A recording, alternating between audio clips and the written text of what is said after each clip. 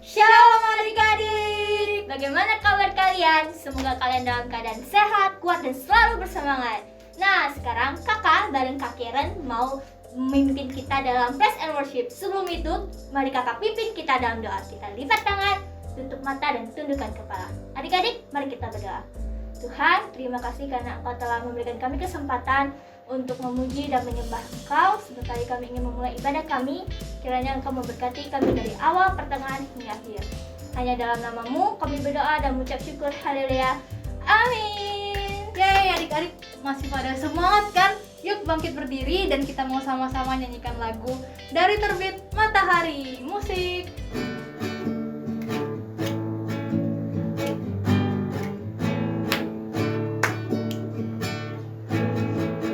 Terbit matahari sampai pada masuknya, biarlah nama Tuhan dipuji. Dari terbit matahari sampai pada masuknya, biarlah nama Tuhan dipuji.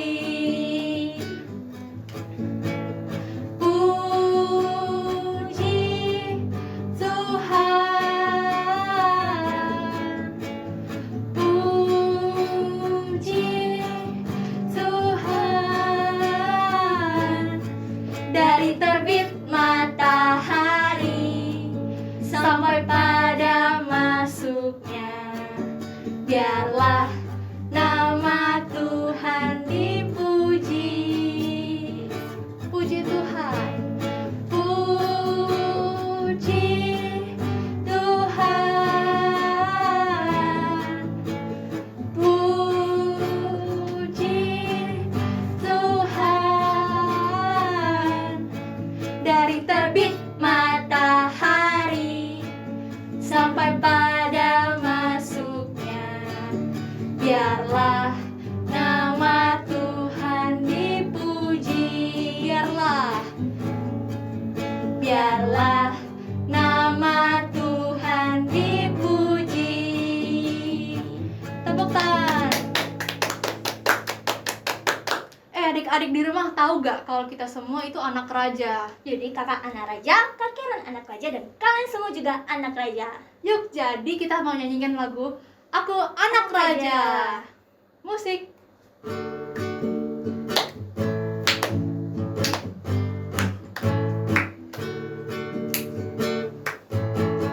Aku anak raja, engkau anak raja, kita semua anak raja. Aku anak raja, engkau anak raja, kita semua anak raja. Haleluya, puji Tuhan, haleluya, puji Tuhan, haleluya, puji Tuhan, haleluya. Haleluya, puji Tuhan, haleluya, puji Tuhan, haleluya, puji Tuhan, haleluya. Sekali lagi adik-adik. Aku anak raja, engkau anak raja, kita semua anak raja. Aku anak raja, engkau anak raja, kita semua anak raja. Haleluya, puji Tuhan, haleluya, puji Tuhan, haleluya, puji Tuhan, haleluya. Haleluya, puji Tuhan, haleluya, puji Tuhan, haleluya, puji Tuhan, haleluya. Yuk tepuk tangan adik-adik. Yuk adik-adik, kita sama-sama siapkan hati dan pikiran kita. Kita mau menyembah Tuhan. Kalau adik-adik hari ini merasa takut, merasa sedih, ataupun sedang sakit, adik-adik, kita harus percaya kalau kita punya Tuhan yang mampu menolong kita. Dialah yang akan memberikan kita kesembuhan, kekuatan, dan sukacita. Yuk adik-adik, kita nyanyikan lagu Yesuslah Penolongku. Yesuslah penolongku, Yesus tempat aku berlindung saat ku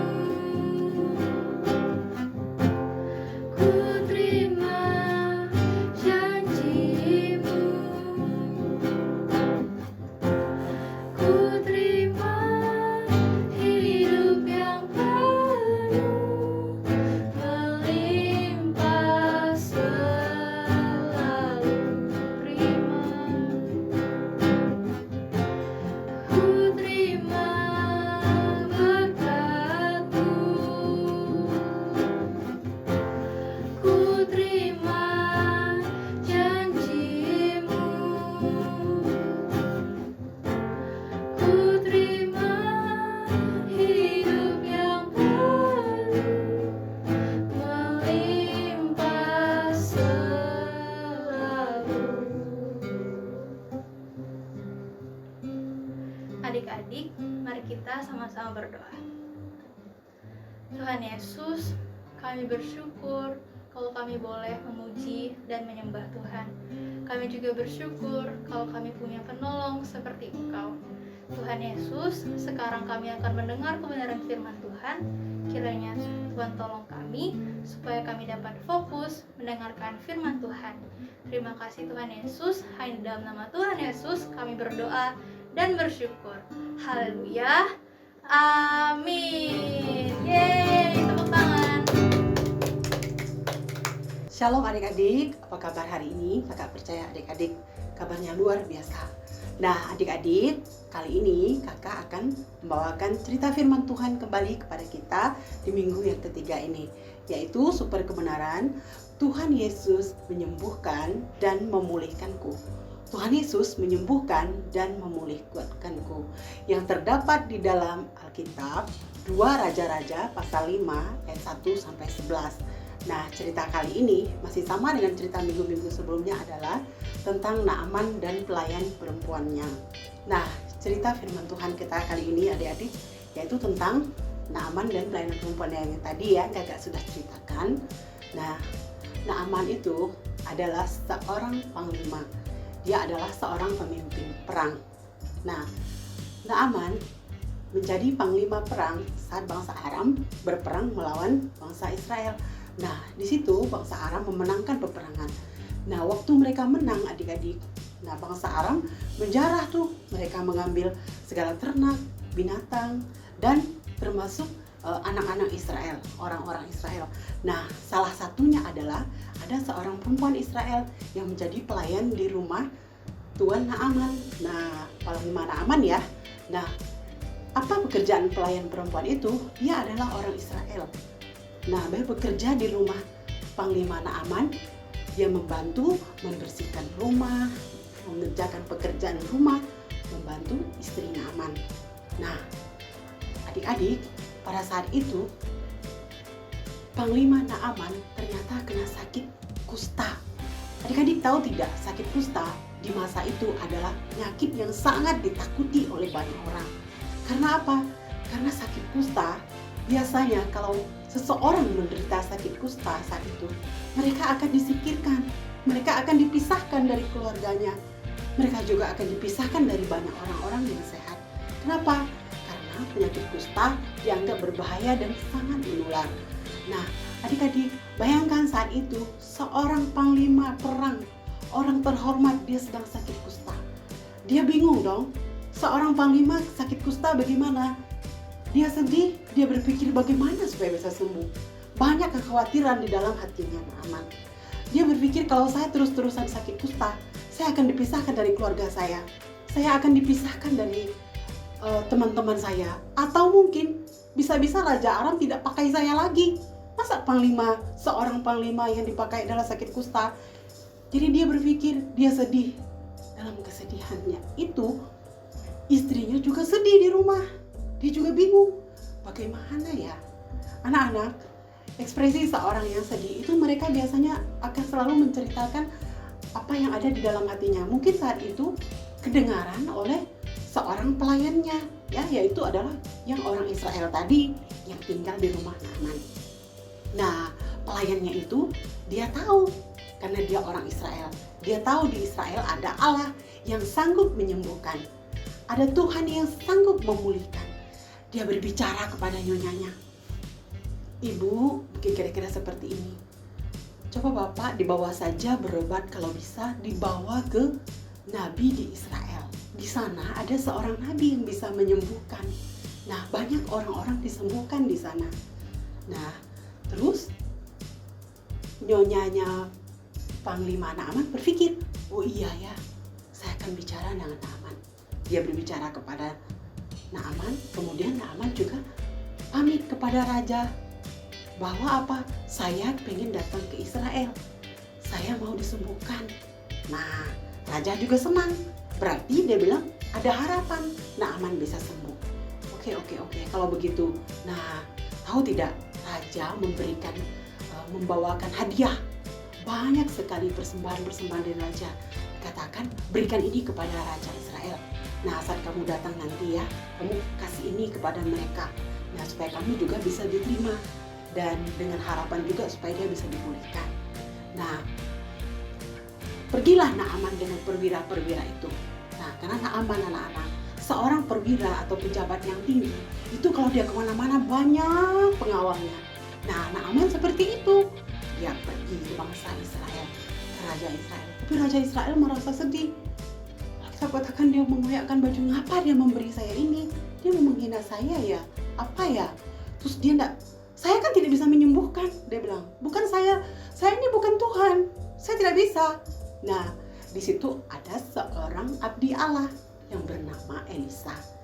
Elisa mendengar, Elisa datang kepada raja dan dia katakan, Tuhan, biarkan dia datang kepadaku supaya aku bisa menyembuhkannya. Aku akan berdoa kepada Tuhan agar dia bisa sembuh. Nah, oke, raja mengarahkan bahwa Panglima Naaman itu harus ke rumah Elisa. Pergi lagi Naaman dengan segala persembahan-persembahannya dan panglima-panglima yang lain dengan segala pasukan-pasukannya ya. Mereka pergi ke rumah Nabi Elisa. Waktu mereka mengetuk pintu di rumah Nabi Elisa, Naaman terkejut. Karena apa? Nabi Elisa sudah tahu dan Elisa tidak mau datang menemui dia untuk saat itu. Yang datang adalah pelayan Nabi Elisa. Kasih tahu kepadanya, kata Nabi Elisa, katakan kepada Naaman, suruh dia mandi di sungai Yordan 7 kali. 7 kali. Nah, waktu mereka ngetuk pintu, Naaman berkata, loh, kok bukan Elisa sih yang menjumpai saya? Saya ini kan dalam hatinya ya, saya kan orang penting, orang terhormat. Kok pelayannya sih yang datang? Waduh. Di situ dia katakan, Tuan, nah, Tuan saya berpesan, Tuan silakan mandi di sungai Yordan sebanyak 7 kali. Nah, dengan begitu nanti makanya Tuan akan sembuh. Dia bilang kayak gitu. Aduh, dia berpikir lagi dalam hati, masa sih saya harus taat lagi sama orang ini? Aduh, hai, bukannya hamba Tuhan itu mungkin tumpangkan tangan di atas kepala saya atau lakukan apa, berdoa di sini memanggil Tuhannya supaya saya sembuh, tapi dia malah menyuruh pelayan.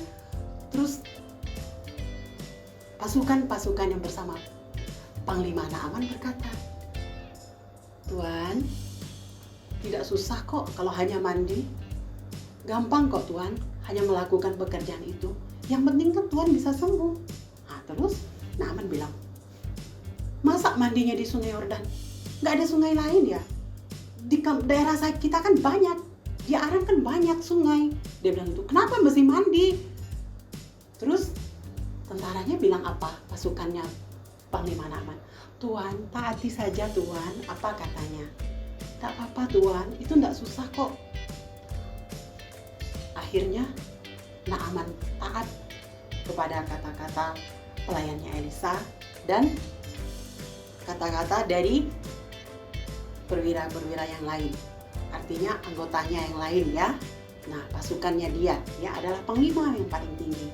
Akhirnya dia pergi ke sungai Yordan. Dia mandi 1 kali, 2 kali, 3 kali, 4 kali, 5 kali, 6 kali, 7 kali. Akhirnya dia sembuh, adik-adik.